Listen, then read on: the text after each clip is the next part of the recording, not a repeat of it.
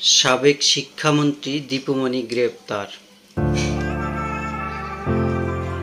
সাবেক সমাজকল্যাণ মন্ত্রী এবং শিক্ষামন্ত্রী দীপুমণিকে গ্রেপ্তার করেছে পুলিশ।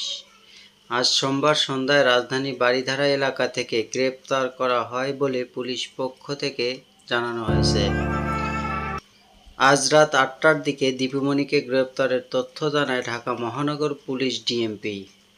পরে ডিএমপির একজন ঊর্ধ্বতন কর্মকর্তা বলেন, দীপুমণিকে ডিএমপির গোয়েন্দা বিভাগে ডিবি কার্যালয়ে নেওয়া হয়। তাকে মোহাম্মদপুর থানার একটি হত্যা মামলায় গ্রেপ্তার দেখানো হয়েছে।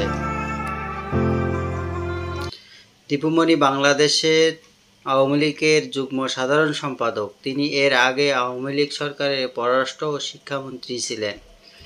ছাত্র জনতার আন্দোলনের মুখে ৫ আগস্ট শেখ হাসিনা দেশ ছেড়ে যাওয়ার পর আত্মগোপনে চলে গেছেন আওয়ামী লীগ এবং সহযোগী ও ভ্রাতৃপ্রেমী সংগঠনের নেতারা। আত্মগোপনের তালিকায় আছেন সাবেক মন্ত্রী ও সরকারি কর্মকর্তা, রাষ্ট্রের বিভিন্ন গুরুত্বপূর্ণ পদে দায়িত্বরত ব্যক্তিরা। তাদের কেউ কেউ গ্রেপ্তার হচ্ছেন।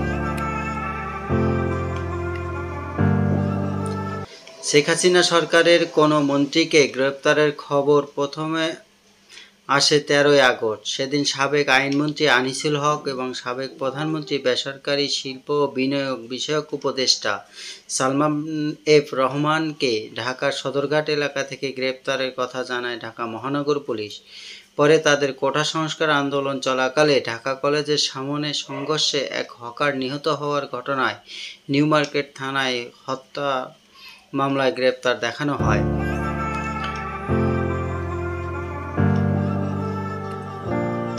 এরপর ১৪ আগস্ট সাবেক ডেপুটি স্পিকার শামসুল হক টুকু এবং সাবেক ডাক, টেলিযোগাযোগ, তথ্যপ্রযুক্তি প্রতিমন্ত্রী জোনায়েদ আহমেদ পলক এবং ছাত্রলীগের ঢাকা বিশ্ববিদ্যালয় শাখার সাধারণ সম্পাদক তানভীর হাসান সৈকত পল্টন থানার মামলার গ্রেপ্তার খবর জানায় ডিএমপি।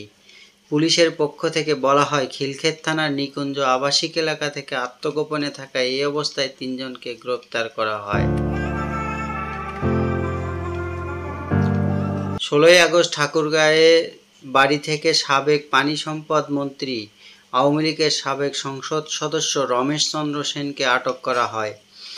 তাকে একটি হত্যা মামলায় গ্রেপ্তার দেখানো হয়েছে। এর বাইরে ১৬ আগস্ট সেনাবাহিনী থেকে সদ্য অব্যাহতিপ্রাপ্ত মেজর জেনারেল জিয়াউল আহসানকে গ্রেপ্তার করা হয়। জিয়াউল